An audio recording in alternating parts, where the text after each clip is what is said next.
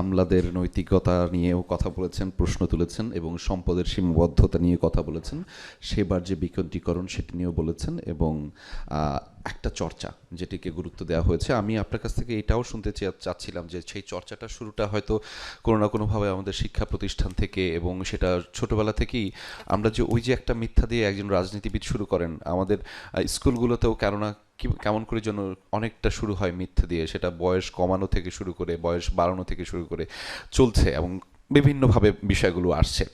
এবং যখন এই অবস্থা, তখন রাজনৈতিক দলগুলোর প্রতি আমরা পয়েন্ট আউট করছি বা আমরা আঙুল তুলছি এবং তাদের বক্তব্যটা কী, এবং যখন তারা অর্থনৈতিক বৈষম্য নিয়ে কথা বলেন, সরকারের এই যে বিকেন্দ্রীকরণ সেবা নিয়ে কথা বলেন এবং সেটি নিয়ে আন্দোলন করেন, যারা প্রতিনিয়ত আন্দোলন করেন, সম্ভবত আমি আপনার কথা বলছি মূলত, এবং সেখানে আপনারা নানান ধরনের বার্তা সরকারের কাছে পৌঁছে দিতে চান, কিন্তু রাষ্ট্রীয় প্রতিষ্ঠানগুলো কি সেই বার্তা শোনেন না?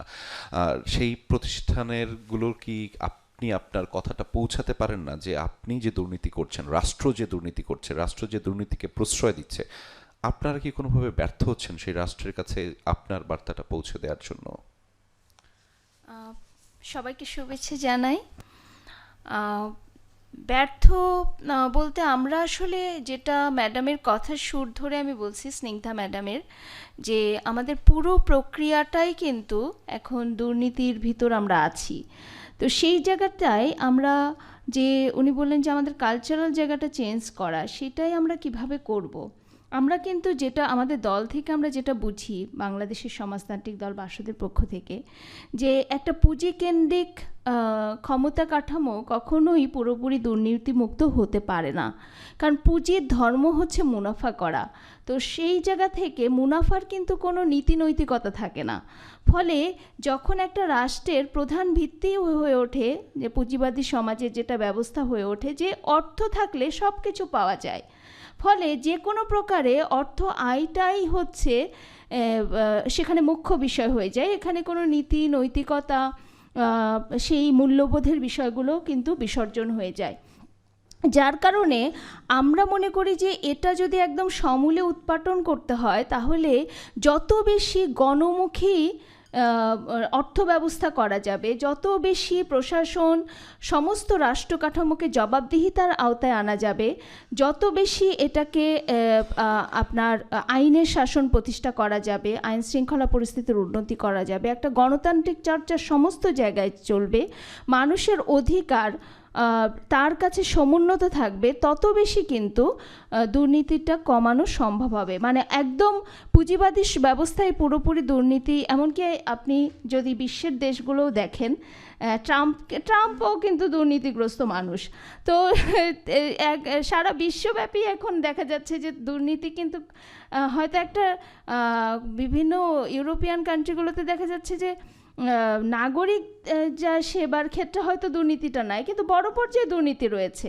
ফলে পুঁজিবাদী ব্যবস্থা, সাম্রাজ্যবাদী ব্যবস্থা আপনি পুরোপুরি দুর্নীতি নির্মূল করতে পারবেন না।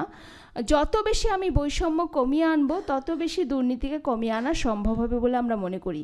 আরেকটা বিষয় আমরা মনে করি, সেটা হচ্ছে যে যেমন আমরা যদি শ্রমের মূল্যটাকে প্রাধান্য দিতে পারি, অর্থাৎ স্কুল কলেজ থেকে যদি আমরা এই বিষয়টাকে নিয়ে আসতে পারি, একটা জীবন বোধ তৈরি করা, মানে একটা মানুষের জীবনের উদ্দেশ্যটা কী হবে, তার জীবন পরিচালনার ক্ষেত্রে তার মোটিভটা কী হবে, এইটা যদি আমরা একটু নিয়ে আসতে পারি। যেমন ধরেন আমাদের কৃষক, খেটে খাওয়া শ্রমিক, এরা কিন্তু কেউ দুর্নীতিগ্রস্ত না, এরা দুর্নীতি করে না, কিন্তু তাদের সমাজে মূল্যায়নটা কী? একজন কৃষক শ্রমিকের মূল্যায়নটা কিন্তু খুবই কম, মানে তারা মূল্যায়িতও হন না। আমরা একটা রিক্সাওয়ালাকেও দেখা যায় যে ছোট, সে বড় মানে বয়স্ক রিক্সাওয়ালাকে তুই করে ডাকছে, তুমি বলে ও সম্বোধন করছে, মানে সমাজের ন্যূনতম যে সম্মানের জায়গাটুকু তিনি পাচ্ছেন না। তাহলে যে যারা দুর্নীতিগ্রস্ত না, সমাজে যদি এই মোটিভ হয়ে যায় যে শ্রমের মূল্যটা না থাকে, সেখানে যদি যারা সত্যিকারের নৈতিক মানুষ তাদেরকে মূল্যায়ন করা না হয়, সেই সমাজ তো দুর্নীতিগ্রস্ত শুরু থেকেই হয়ে আছে। তাহলে এটা যে রন্ধ্রে রন্ধ্রে দুর্নীতি পৌঁছে গেছে, এটা নির্মূল করার জন্যে আমাদের একটা আমূল পরিবর্তন ছাড়া কিন্তু সম্ভব না। একটা হচ্ছে যে রাষ্ট্র থেকে, রাষ্ট্র যেহেতু তার প্রতিষ্ঠানকে নিয়ন্ত্রণ করে, সরকার প্রতিষ্ঠানগুলোকে নিয়ন্ত্রণ করে, ফলে সে একটা বড় ব্যবস্থা রাখতে পারে যে সমস্ত ক্ষেত্রে জবাবদিহিতা। আমরা কিন্তু অনেক আইন দেখেছি, আমাদের আয়কর আইন এত কঠিন হয়েছে যে সাধারণ মানুষের জন্য কঠিন হয়ে গেছে, কিন্তু মানে আসলে কি দুর্নীতি কমানো গেছে?